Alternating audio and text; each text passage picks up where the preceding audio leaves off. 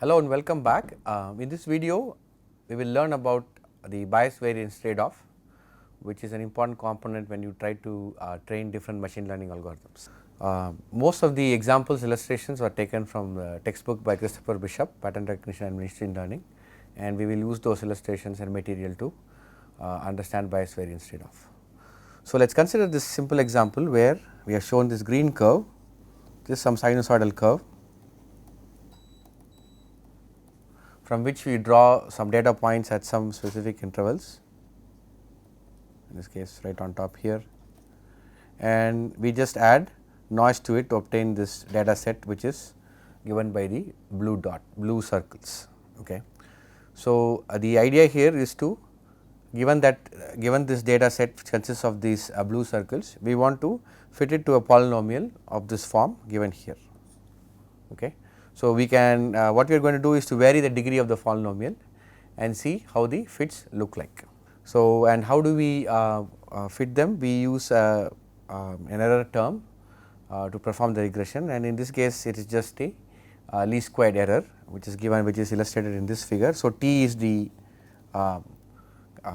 ground truth or the correct answer, and whatever your polynomial outputs, it is given by y.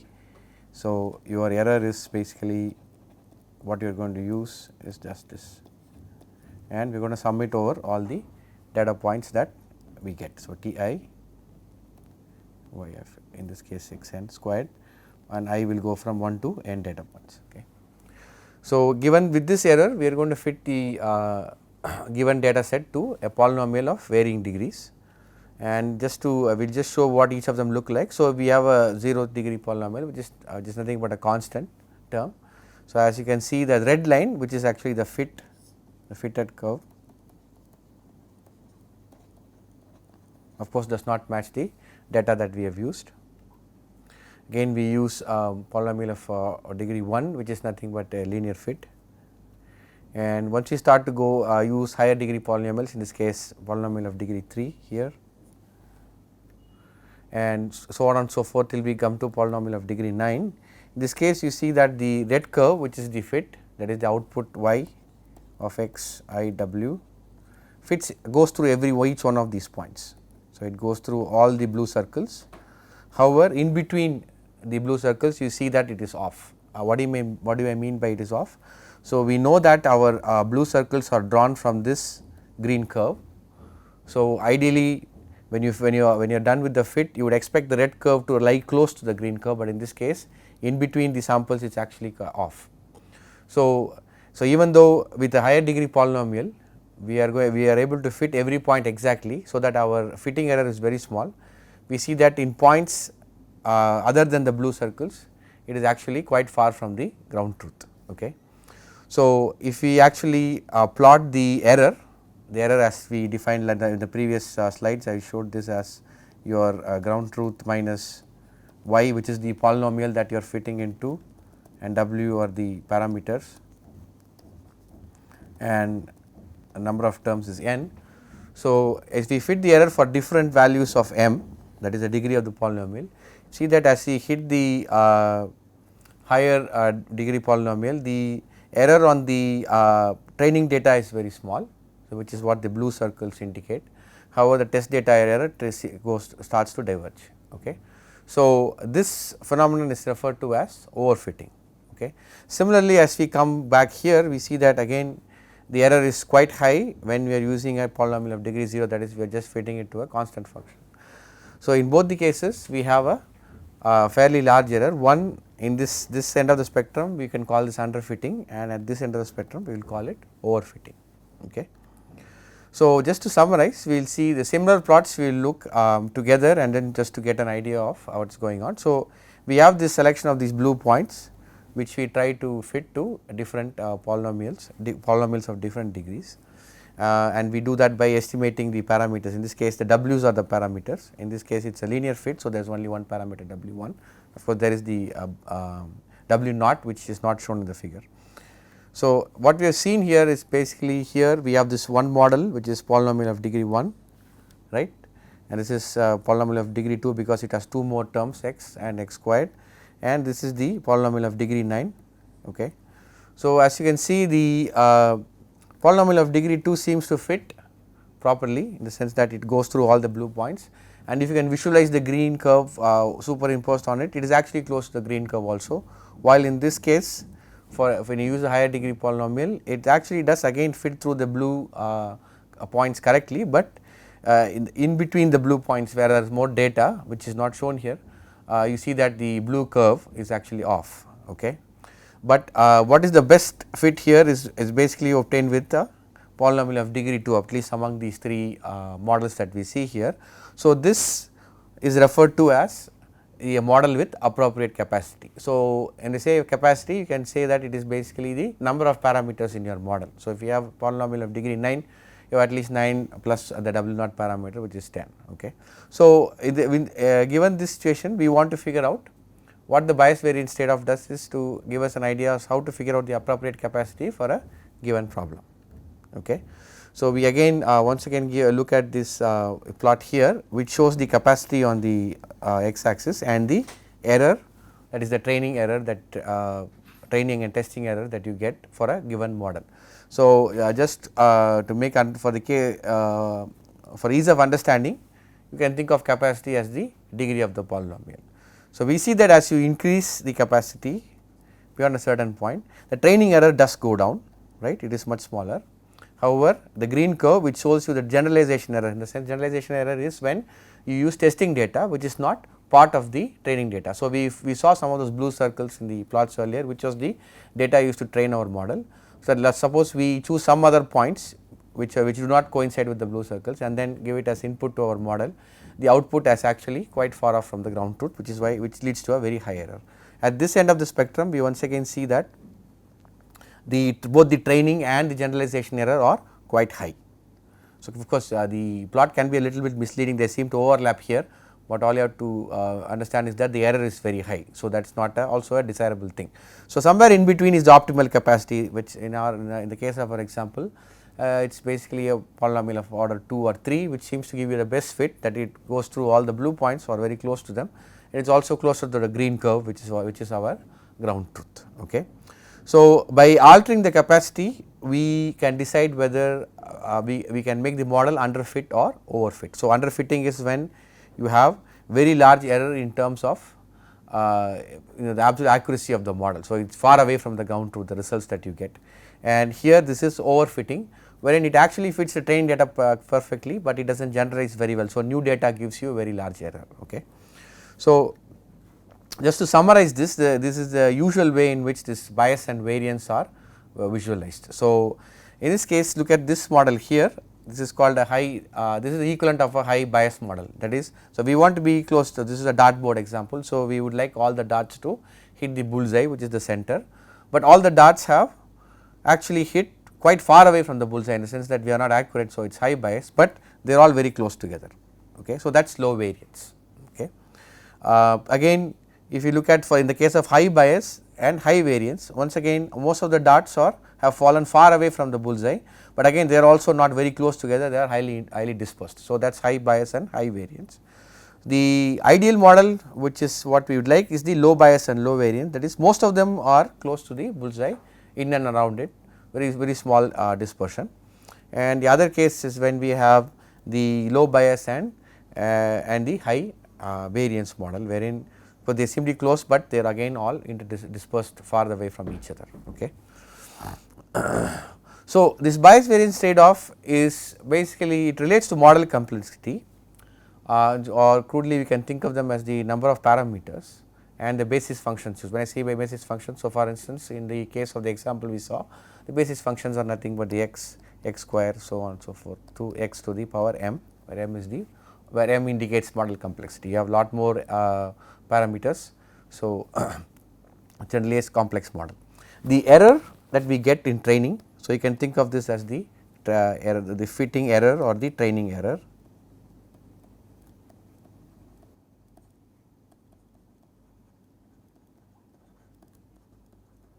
In this case, it can be decomposed into two components.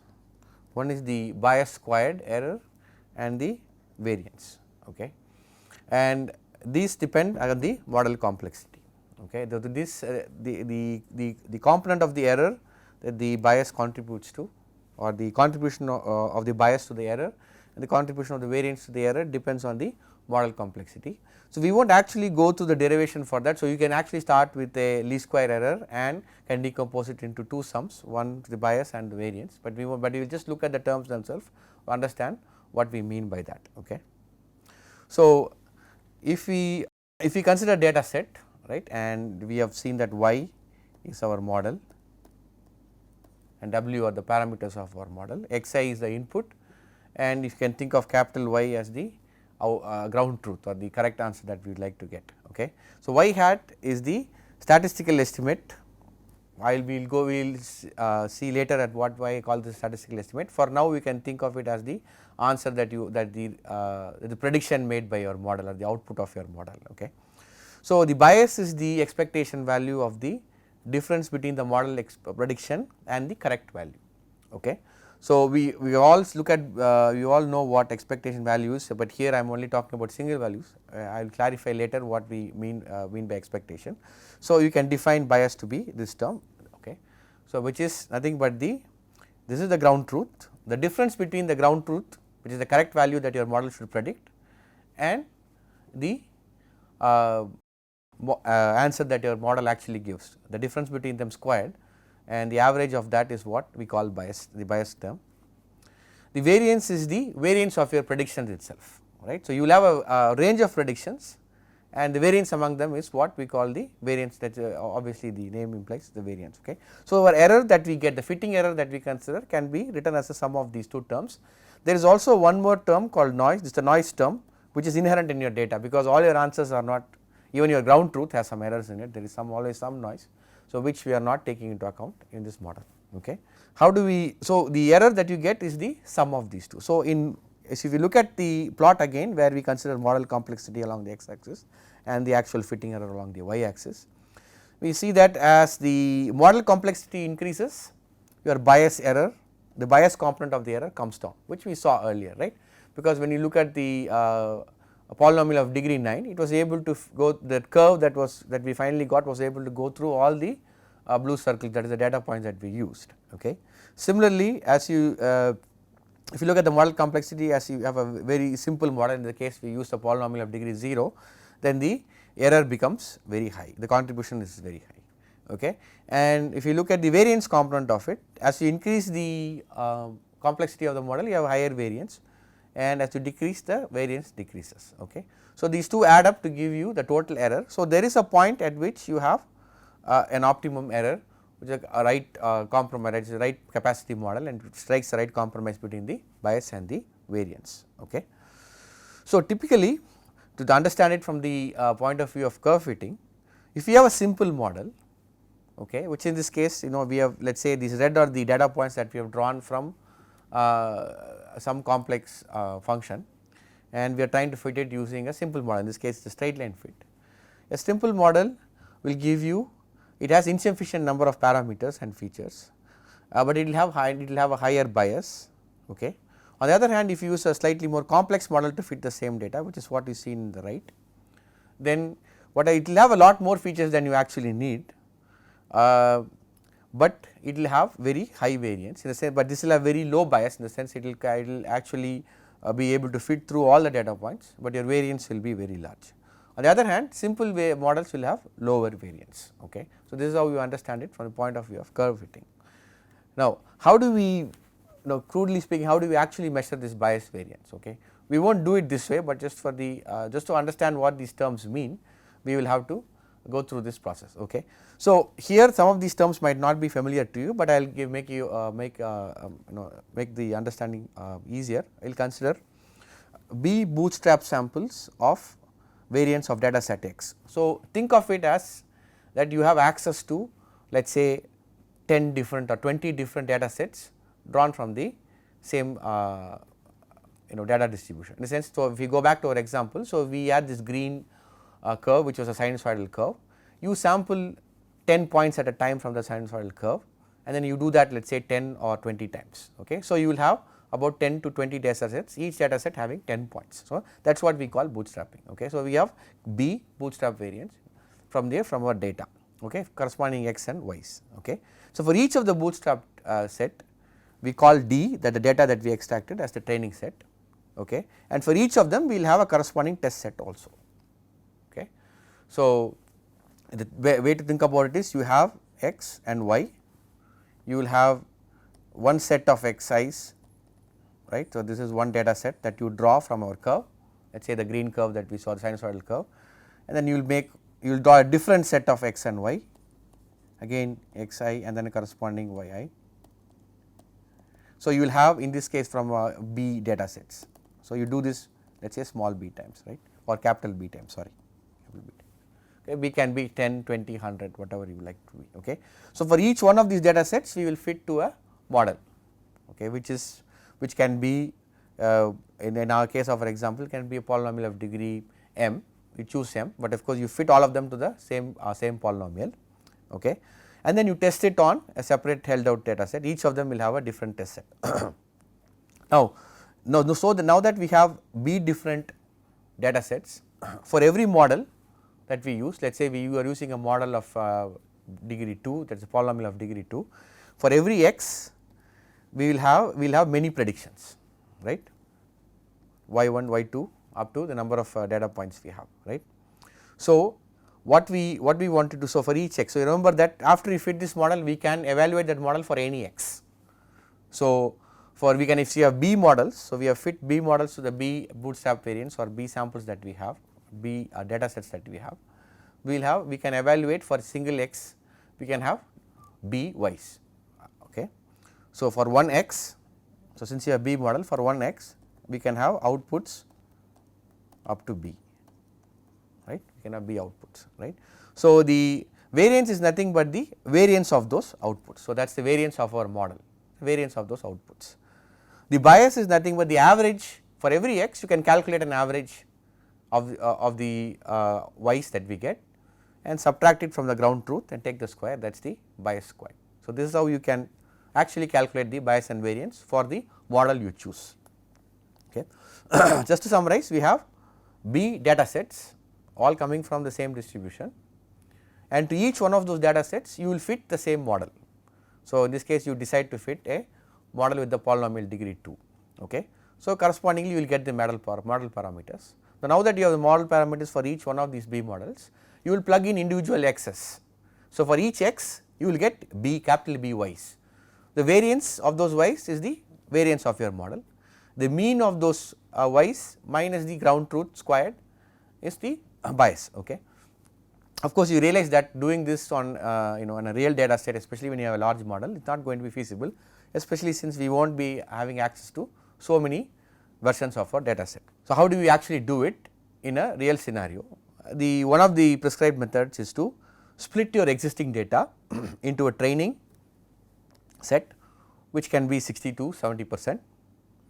There is something called a validation or a development set. This is what you will monitor in order to determine whether your model is high bias or high variance, and you have a testing set in the end, just to once you have figured out the correct model using the validation data set, you will test it to see whether it is as good as you think it is. Okay. So, here is the problem, right. So, then you have model capacity and the error. Okay. So, you will plot both the training error as well as the validation data error for different model complexities. So, if the validation data and the training magnitude and the training data error are both high, we saw that plot a few slides ago, then it means that this is a high bias problem, that your model has a high bias, right, both your training error and, so this is basically here in this region, which is also right. On the other hand, if your training error has low, if your training data has low variance, right, while your validation has higher. So, in the sense, sorry, let me repeat that. So, if your training error is very low, but your validation data error is very high, then you have a high variance problem. So, this is what in this case. So, your training error became very low, but your validation error is very high. Okay. So, just to recap, the idea is to split your training data into three. One is the training data, which we will use to figure out the parameters of your model, and the validation data is the one that you will use to check whether your model whether the model is high bias or high variance. If your model has very high training and validation data error, then you have high bias, then your model has high bias. If your training error is very low while your validation error is very high, then it means that you have very high variance model, which means that you have very complex model which might not be necessary for the data that you have at your disposal. Okay, so then which is what is summarized here. So then how do we handle this problem, right? So we have very complex model, okay, and then you can get to overfitting, okay. Then but then you would like to be played safe, and then you actually want to retain a complex model because it seems to generalize very well. So if you think that it generalizes very well, then how do you address the high variance problem? How do you make sure that your fits are good?